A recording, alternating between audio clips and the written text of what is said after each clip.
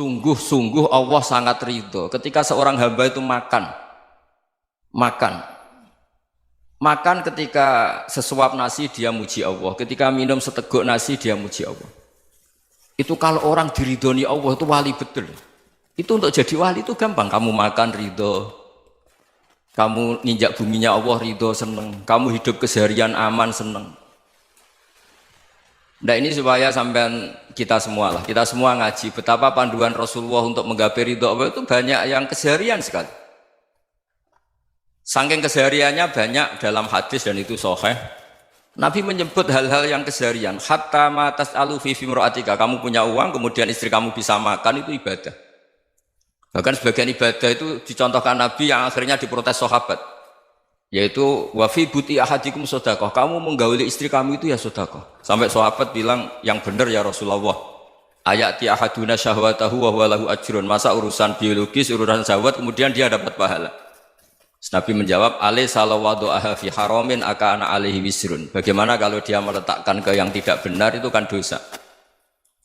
Nah, hal-hal seperti ini yang saya ingin teman-teman semua lah, semua. Saya juga agak ingin ngaji demi Anda juga agak ingin. Itu dosa sekali ngaji kok pesanan kelompok tertentu itu enggak boleh. Islam itu untuk semua. Jadi ya cuma karena di depan saya jenengan ya seakan-akan jenengan korbannya.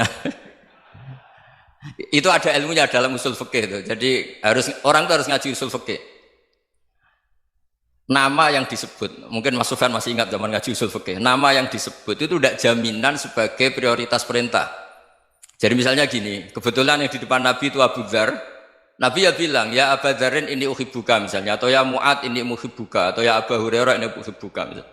Banyaklah riwayat yang Nabi nyebut ya Abu Dzarin, ya Mu'ad, ya Abu Hurairah. Kemudian misalnya Nabi meneruskan khitab, ini uhibbuka, saya mencintai kamu, fakul dubur sholatin, atau sebagian riwayat disebut falatadaan la dubura kulli sholatin, Allahumma inni ala dzikrika wa syukrika wa husni ibadatik. Saya mencintai kamu, siapa saja, Mu'ad bisa, Abu Dzar bisa siapa. Saya mencintai kamu, mohon kalau habis sholat kamu jangan lupa wiridan Allahumma a'inni ala dzikrika wa syukrika wa husni ibadatik. Ya Allah, tolong kami permudah supaya mudah ingat Engkau.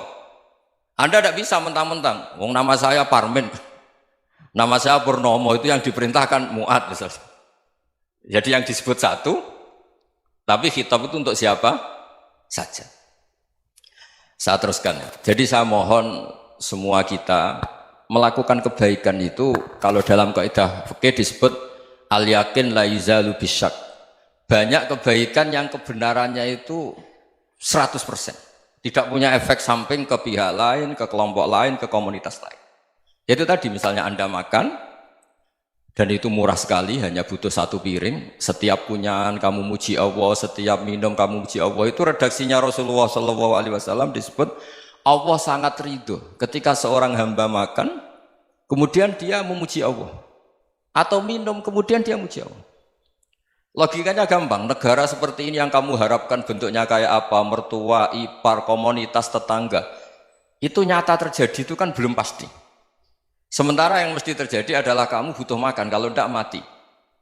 Butuh minum, kalau tidak mati. Butuh bumi yang nyaman ditempati, kalau tidak kita juga mati. Sebab itu Allah kalau menyebut nikmatnya itu hal-hal yang keseharian. Alladzi at'amahum min ju'. Allah itu siapa? Allah itu yang menciptakan kamu bisa makan. Tidak berlebihan, Allah itu yang menciptakan kondisi sosial itu ideal.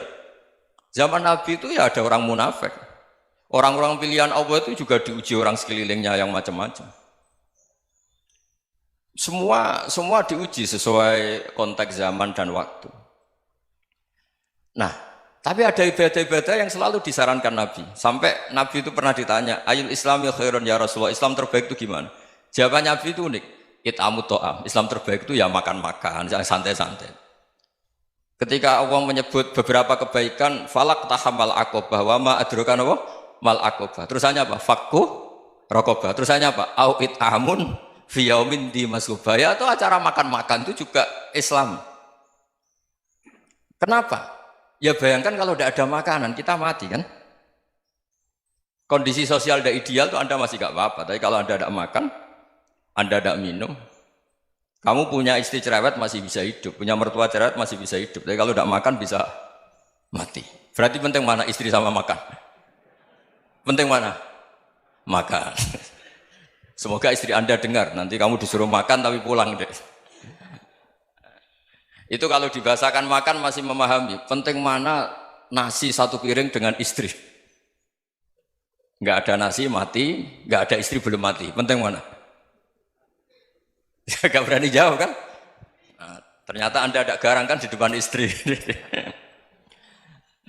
Jadi saya mohonlah, mungkin Mas Sufyan Sauri tadi yang bisa bantulah. Teman-teman tuh ngaji yang keseharian saja. Karena kita nyari ridha Allah itu berdasar firman Allah. Dan firman Allah itu menyebut keseharian tuh riang, gampang. Yaitu tadi misalnya wa min ayatihi manamukum bil laili wan nahar. Termasuk ayat-ayat Allah itu kamu tidur. Maka dulu itu ada guyonan, ada tokoh Mu'tazilah, kelompok dalam Islam yang berpikir manusia itu bisa menentukan ikhtiarnya sendiri. Karena saya bisa duduk, ingin duduk, ingin berdiri, berdiri. Karena kelompok ini nggak terima kalau semua kehendak Allah, nanti bagaimana kalau semua kehendak Allah kok ada hisab ya, ada sanksi. Lucunya itu dia akhirnya, ini cerita ya, mencintai seorang perempuan, cantik sekali. Dan itu dia menjadi ahli sunnah itu oleh hal-hal yang sepele. Karena istrinya cantik, ya namanya suami istri itu hubungan intim. Terus ditanya, Mas, masih ingin lagi? Masih. Silahkan diulang lagi. Wah ya tidak bisa. Katanya manusia bisa menentukan yang diinginkan. Itu tobat itu. Itu nggak bisa ditobatkan Mas Sufyan Ats-Tsauri. Orang cantik yang mudah nobatkan orang itu orang cantik. Segampang itu. Akhirnya kita tahu, makanya kalau dalam kitab Hikam itu disebut al-aqil mayyakul madza yaf'alu wa hubi wal ghafil mayyakul madza af'al. Orang yang punya akal karena sadar ini wilayah Allah, semua milik Tuhan. Itu dia tiap hari berpikir, besok Allah akan melakukan apa terhadap dunia ini. Kamu merencanakan sesuatu mau plesir, ternyata gempa. Mau wisata ke Rusia, ternyata perang. Kamu tidak pernah tahu apa yang akan terjadi besok. Wa ma tadri nafsum madza taksibu ghadan. Tapi anda semua kita ini sering punya jadwal permanen. Makanya saya kalau diundang siapa saja, sanad takdir. Yang jelas Gus ini acara penting. Ya masih acara penting nak pangeran ngersakno piye? Kok ape dadi pangeran? Kamu kok mau jadi Tuhan? Itu kadang ya kiai. Penting Gus acara ini jenengan harus memastikan bisa. Loh kamu itu yang ngajarin tauhid, sesuatu itu biadillah kok bilang-bilang apa pasti. Kalau saya terus tak tobatkan kamu kata saya. Ya kalau gitu Gus bilang insya Allah. Wah itu hati saya, fisik saya, roh saya sudah bilang insya Allah. Tidak usah kamu latih kata saya. Nah hal-hal tauhid keseharian itu gampang sebetulnya. Wal ghafil yaqulu madza af'al. Tapi orang yang lupa Allah dia setiap hari bilang besok apa? Kita bisa melakukan apa? Seakan-akan dia itu aktor, dia penting, dia subjek permanen, dia. Padahal kita ini hanya objek kehendak Allah Subhanahu wa taala. Karena kita yakin sesuatu yang terjadi di alam raya ini kita tidak bisa apa-apa. Makanya saya sering ngaji, sering bilang saya, ketika Anda mensifati Allah, dia yang menghidupkan. Sudah itu tanamkan, sehingga ketika kita mati, santai saja. Kenapa santai? Allah punya cara menghidupkan kita. Zaman kita hidup juga gak tahu caranya ngelola jantung, ngelola paru-paru. Kamu juga gak tahu ngelola oksigen yang tidak beracun, tidak mengandung polusi. Tahu-tahu hidup. Gak ingin tua ya tahu-tahu tua, gak ingin mati tahu-tahu mati. Selama ini kita hidup juga agak tahu apa sebetulnya. Hanya gaya tok, punya jadwal, punya planning. Kalau kamu bisa menentukan pilihan Anda, pasti Anda istrinya cantik, 4 neriman semua, kona'ah semua. Nyatanya enggak kan? Ada 1 jelek, cerewet. Oh itu kan, nyatanya enggak bisa apa-apa Anda kan? Dan kamu bawa mati lagi. Itu kan. Istri Anda juga gitu, punya keinginan, punya suami yang ganteng, yang jabat, yang riman, yang enggak poligami. Ya tidak kesampaian juga. Kalau kita ngitung tingkat kegagalan kita itu gagal terus. Ya kan? Nah, terus ingat Allah. Madza yaf'alu wa hubi. Orang yang punya akal selalu berpikir Allah itu menghendaki apa terhadap saya. Lalu sama-sama orang ngelihat orang yang serius, itu kata Anda itu pemikir berat, serius, senang punya tokoh yang merengut karena kamu anggap serius. Tapi sebagian orang anggap orang yang serius itu wong merengut, wong masam, wong muka kok ditekuk. Jadi sama itu hati ya muqallibal qulub tsabbit qalbi ala dinik, karena kita nggak tahu cara berpikir kita tentang orang lain, tentang sekeliling kita. Misalnya kita orang baik yang jenis ngrumat fakir miskin. Ada orang bangun masjid mewah itu janggal. Apa artinya masjid mewah kalau banyak orang kelaparan? Tapi kalau yang jenis pendidikan apa artinya masjid mewah kalau tidak bisa ngaji? Nanti yang jenis infrastruktur apa artinya ini kalau semuanya punya sudut pandang yang berbeda-beda. Dan Islam mengapresiasi semua kebaikan. Tapi katakan semua kebaikan itu adalah kehendak Allah Subhanahu wa taala. Karena apapun baik Anda itu pakai fasilitas yang diberikan oleh Allah Subhanahu wa taala. Sehingga ini yang disebut kulillah tsumadarhum fi khawdihim yal'abun.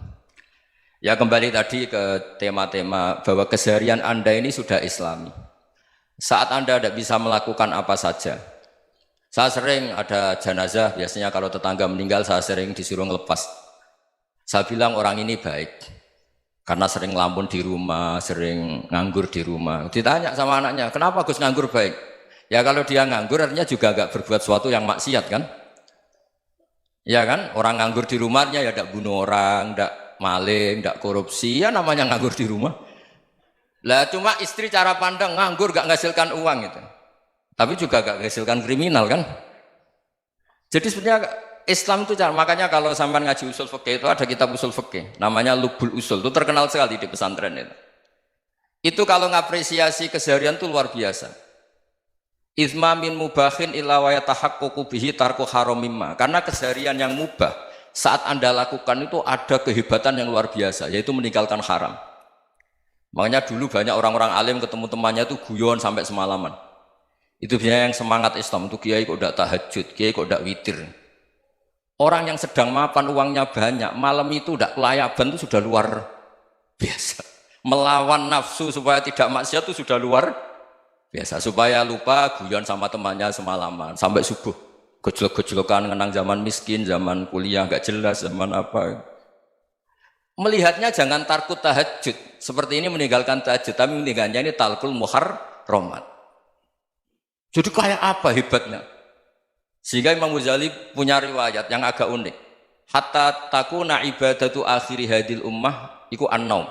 Sehingga suatu saat ibadah terbaik umat ini itu tidur. Itu kan riwayat kontroversi. Ketika Imam Ghazali tanya, kenapa iya? Kenapa kamu mulai keluar dari rumah itu sudah banyak maksiat? Melihat perempuan yang enggak mahram, melihat fenomena. Tapi kalau kamu tidur itu enggak melihat apa-apa. Tapi juga kamu jangan nganggap tidur itu ibadah betul. Saatnya melakukan fardu ain malah masih tidur. Tapi itu sudut pandang yang menjadikan kita Islam itu gampang. Jadi saat Anda tidak bisa aktivitas apa-apa, misalnya ada beberapa orang yang lumpuh. Lumpuh itu memang nggak bisa Jumatan, nggak bisa ibadah, tapi dia juga nggak bisa maksiat. Tidur itu memang Anda saat itu tidak bisa tahajud, tidak bisa witir, tapi saat itu ada zina, ada maling, tidak gosipkan orang, tidak bully orang, tidak menanamkan kebencian, tidak hasud. Sehingga tidur menurut Allah Ta'ala wa min ayatihi manamukum billaili apa?